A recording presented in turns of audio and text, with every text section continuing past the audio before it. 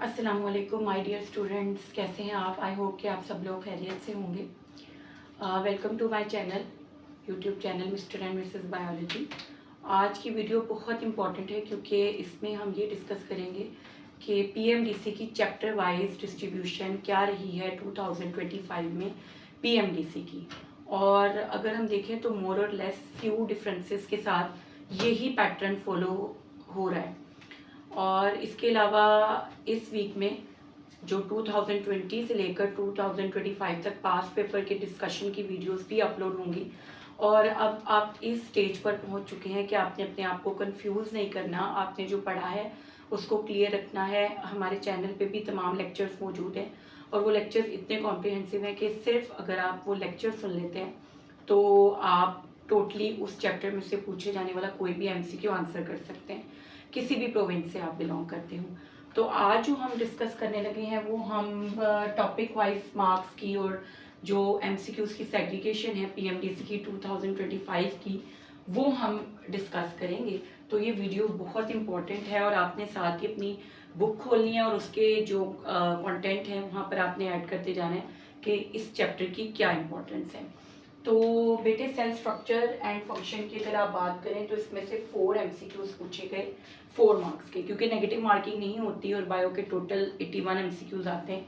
तो 4 एमसीक्यूज पूछे गए सेल स्ट्रक्चर एंड फंक्शन में से, और इसका डिटेल्ड लेक्चर अवेलेबल है। अगर आप वो लेक्चर सुन भी लेते हैं किसी भी सोर्स की ज़रूरत आपको नहीं रहती। फिर है बायोलॉजिकल मॉलिक्यूल्स जिसमें से 17 एमसीक्यूज पूछे गए लास्ट ईयर। और अगर आप प्रीवियस ईयर्स का भी एनालिसिस करें तो ये चैप्टर की इंपॉर्टेंस बहुत ज़्यादा है, इसमें से बहुत सारे एमसीक्यूज पूछे जाते हैं। और अगर आप चाहते हैं कि हम इसके ऊपर भी एक डिटेल वीडियो बनाएं तो आप कमेंट सेक्शन में ज़रूर अपनी राय दीजिएगा।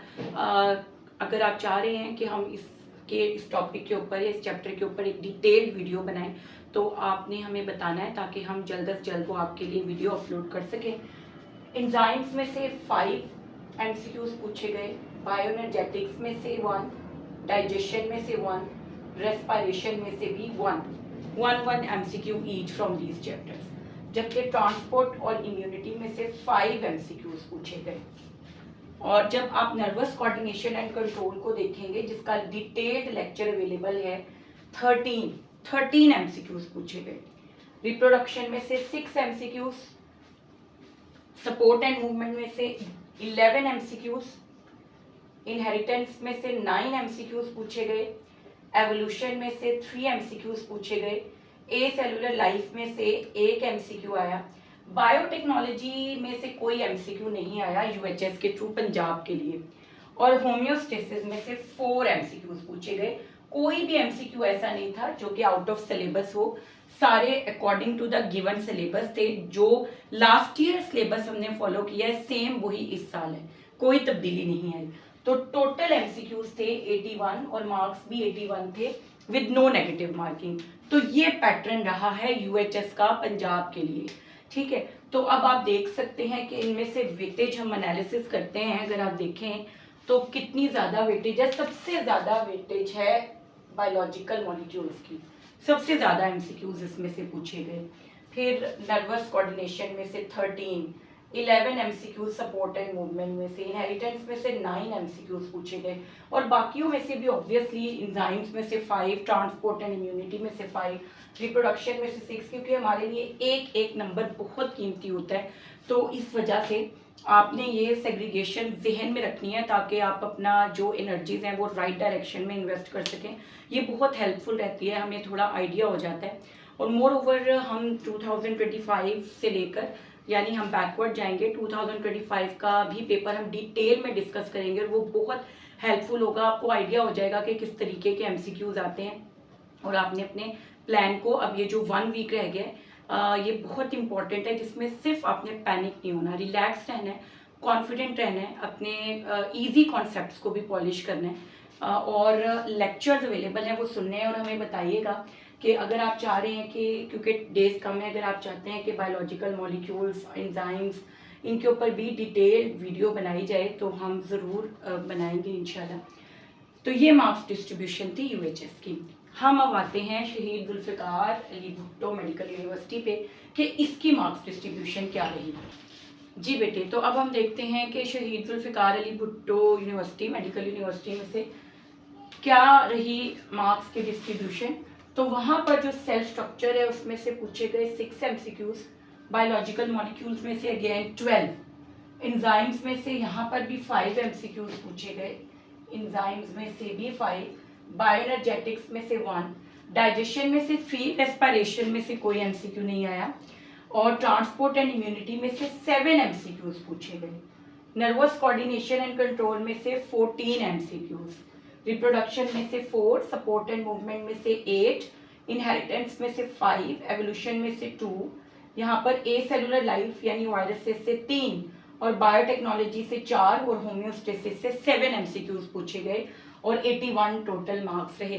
तो अगेन यहाँ पर भी आप देख सकते हैं कि मैक्सिमम जो एमसीक्यूज हैं वो biological molecules, nervous coordination and control, support and movement में से रहे। मतलब ज़्यादा नंबर जो था इनका था, बाकी सब में से भी एमसीक्यूज मौजूद थे। तो बायोलॉजिकल मॉलिक्यूल्स काफ़ी ज़्यादा हाई वेटेज के साथ इसमें तमाम प्रोविंसेस में से एमसीक्यूज पूछे जा रहे हैं। तो ये थी मार्क्स डिस्ट्रीब्यूशन शहीद जुल्फ़िकार अली भुट्टो मेडिकल यूनिवर्सिटी के लिए। और नेक्स्ट हम देखते हैं कि खैबर मेडिकल यूनिवर्सिटी यानी केपी के जी प्रोविंस है, उसमें क्या रही मार्क्स की डिस्ट्रीब्यूशन। अच्छा बेटे, नेक्स्ट हम मूव करते हैं टू दी KMU के खैबर मेडिकल यूनिवर्सिटी जो है यानी केपी में क्या रहा। तो यहाँ पर 7 एमसीक्यूज पूछे गए सेल स्ट्रक्चर एंड फंक्शन में से, 9 MCQs biological molecules, 3 MCQs enzymes, bioenergetics में से कोई एमसीक्यू नहीं पूछा गया बाय KMU, 4 एमसीक्यूज जो हैं वो पूछे गए डाइजेशन में से, और 4 एमसीक्यूज पूछे गए रेस्पिरेशन में से।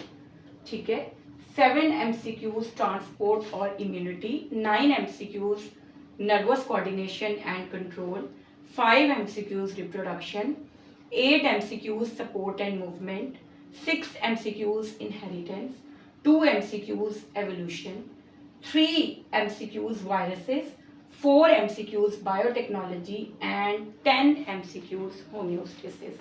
तो ये पैटर्न रहा KMU का, जिसमें आप देख सकते हैं again biological molecules, immunity, nervous coordination, support and movement और होम्योस्टेसिस की यहाँ पर वेटेज बहुत हाई रही। और होम्योस्टेसिस का भी डिटेल्ड लेक्चर मौजूद है, जो कि आप किसी भी प्रोविंस से बिलोंग करते हैं तो आप इजीली उस लेक्चर को अगर आप सुन लेते हैं, नोट कर लेते हैं, और टाइम बहुत शॉर्ट है, अगर आप उसको कंप्लीट सुन भी लेते हैं तो आप उसमें से पूछे जाने वाला कोई भी एमसीक्यू इजीली सॉल्व कर सकते हैं। इसी तरह जो है ट्रांसपोर्ट और इम्यूनिटी पे, नर्वस कोऑर्डिनेशन पे, सपोर्ट एंड मूवमेंट पे बहुत डिटेल लेक्चर मौजूद है। और अगर आप चाहते हैं कि बायोलॉजिकल मॉलिक्यूल्स पर भी बनाया जाए तो once again let us know, ताकि हम इसको भी कवर करें। नेक्स्ट हम मूव करते हैं बेटा सिंध यूनिवर्सिटी की तरफ, कि सिंध के अंदर जो पैटर्न है वो क्या रहा हमारे पास। तो let's move towards the Sindh board. तो सिंध के स्टूडेंट्स जो हैं वो अटेंटिवली ये सुने। तो बेटे सिंध की तरफ हम मूव करने लगे थे। 4 एमसीक्यूज पूछे गए सेल स्ट्रक्चर एंड फंक्शन में से, 10 एमसीक्यूज बायोलॉजिकल मॉलिक्यूल्स में से अगेन 10 एमसीक्यूज, एंजाइम्स में से 3, बायोएनर्जेटिक्स में से 4 एमसीक्यूज पूछे गए, डाइजेशन में से 4, रेस्पिरेशन में से 2, ट्रांसपोर्ट एंड इम्यूनिटी में से 8 एमसीक्यूज पूछे गए, 9 MCQs nervous coordination and control, 6 MCQs reproduction, 5 MCQs support and movement, inheritance में से 8 एमसीक्यूज पूछे गए, एवोल्यूशन में से 3, ए सेलुलर लाइफ में से भी एमसीक्यूज पूछे गए 3, बायोटेक्नोलॉजी में से 4 और होम्योस्टेसिस में से अगेन 8। तो आप देख सकते हैं कि सिंध में भी biological molecules, transport, immunity, nervous coordination and control, homeostasis, इसके अलावा इनहेरिटेंस, इसकी वेटेज बहुत हाई रही। ठीक है, तो बायोलॉजिकल मॉलिक्यूल्स कंसिस्टेंटली ज़्यादा आ रहे हैं तमाम प्रोविंसेस में। इट मीन्स के PMDC का भी शायद स्ट्रेस हो कि इसमें से एमसीक्यू ज़्यादा दिए जाएं, क्योंकि बहुत इंपॉर्टेंट चैप्टर है। फिर बलूचिस्तान की तरफ चलते हैं कि बलूचिस्तान के स्टूडेंट्स अटेंटिवली देखें और नोट करें इसको कि वहाँ पर एमसीक्यूज की सेग्रीगेशन क्या रही।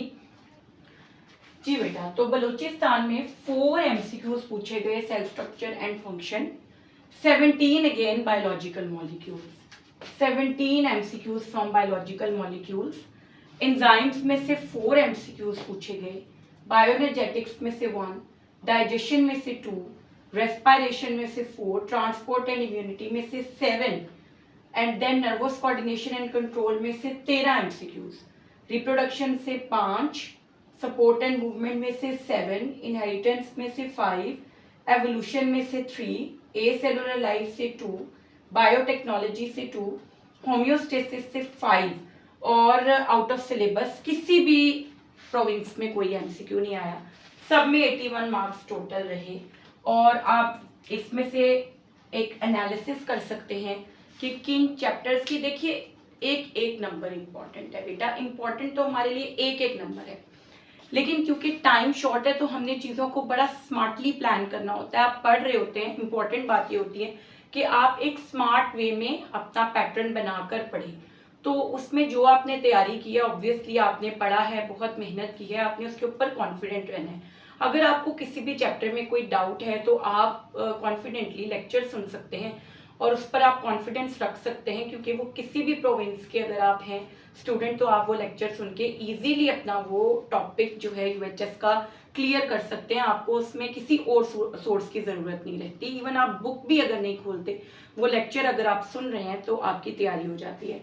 और बेटा देखिए कि इम्पोर्टेंस तो एक एक मार्क्स की है, लेकिन जैसे कि बायोलॉजिकल मॉलिक्यूल्स हैं, transport and immunity, nervous coordination, inheritance, support and movement, homeostasis, in chapters में से फ्रीक्वेंटली नंबर ऑफ एमसीक्यू ज़्यादा है। मोर ओवर हम डिटेल्ड वीडियोस बनाएंगे 2020 से लेकर 2025 तक के पास्ट पेपर्स की, और आप देखेंगे उनमें तकरीबन एक ही पैटर्न फॉलो होता है। एमसीक्यूज अगर रिपीट नहीं हो रहे, लेकिन वो आप देख सकते हैं कि वो जो टॉपिक्स हैं उन टॉपिक्स में से ही कोई एमसीक्यू आता है। यानी अगर 2021 में से एक एमसीक्यू आया है कि इम्प्लांटेशन और नरिशमेंट ऑफ एम्ब्रियो जो है वो किस लेयर के साथ होती है, कौन सी लेयर है जिसमें होती है यूट्रस की, वो एंडोमेट्रियम है, तो अगले साल वो ये पूछ लेंगे एमसीक्यू कि कौन सी लेयर है जो मसल्स पर मुश्तमिल है, स्मूथ मसल्स पर, और वो जो है in the process of parturition involve है, तो मायोमेट्रियम। तो जब आप 2020 से लेके 2025 के पास्ट पेपर्स को डिटेल में सुनेंगे ना, तो आपको क्लियर कट आइडिया हो जाएगा कि जो आपने तैयारी की है वो इनफ है, आपका कोई वीक एरिया है। तो आप डिटेल में जब वो वीडियो सुनेंगे ना, तो आप देखेंगे, आपको एक पैटर्न पता चल जाएगा कि ये एमसीक्यू इस तरह है। तो वो भी आपने लाजमी सुननी है। ये आपके लिए तमाम बोर्ड्स का हमने कंटेंट इकट्ठा किया कि कौन से एमसीक्यूज जो हैं, कितने मार्क जो हैं, कौन से चैप्टर में से कितने एमसीक्यूज पूछे गए हैं। और बेटा आपने इस बात को ध्यान रखना है कि जैसे लेट सपोज बायोटेक्नोलॉजी में से कोई एमसीक्यू यूएचएस में नहीं आया, तो इट डजेंट मीन कि इस साल भी नहीं आएगा। तो एक्सपेक्टेशन है कि एमसीक्यू आ सकता है, तो आपने इस डाउट में नहीं रहना। तो आपने करनी तैयारी पूरी है कि नंबर ऑफ एमसीक्यू अगर कम है रेस्पिरेशन में से तो हम इसको छोड़ देते हैं या इंपॉर्टेंस नहीं देते। आपने तैयारी सारी करनी है, लेकिन आप जिन चैप्टर्स की वेटेज ज़्यादा है, और जब आप 2020 से लेके 25 तक हमारे सारे पास्ट पेपर्स को देखेंगे तब आपको खुद ही आइडिया हो जाएगा कि आपकी तैयारी इनफ है, आप कॉन्फिडेंट भी फील करेंगे। तो अभी आप इस स्टेज पे हैं कि इम्पॉर्टेंट बात यही है कि आपने तैयारी की हुई है, आप पास्ट पेपर सॉल्व करें। हम डिस्कशन पे आपके लिए वीडियो अपलोड करेंगे, वो आप डिस्कस करें। बेटा दुआओं में याद रखिएगा, अपना ख्याल रखें, और हमारे चैनल को सब्सक्राइब लाजमी करें बेटा, क्योंकि ये सारी एफर्ट हम आपके लिए कर रहे हैं ताकि वो स्टूडेंट्स जो कि अगर किसी ऐसे प्रोविंस या किसी ऐसे एरिया से बिलोंग करते हैं जहाँ पर कोई अच्छी फैसिलिटी नहीं है या कोई अच्छा इंस्टीट्यूट नहीं है, तो वो लोग इसकी तैयारी कर सकें फ्री ऑफ कॉस्ट, किसी भी जो है फाइनेंस के बगैर। हमारा चैनल ज़्यादा से ज़्यादा शेयर करें, खुद सब्सक्राइब करें और हमारी वीडियोस को लाइक करें। टेक केयर, अल्लाह हाफ़िज़।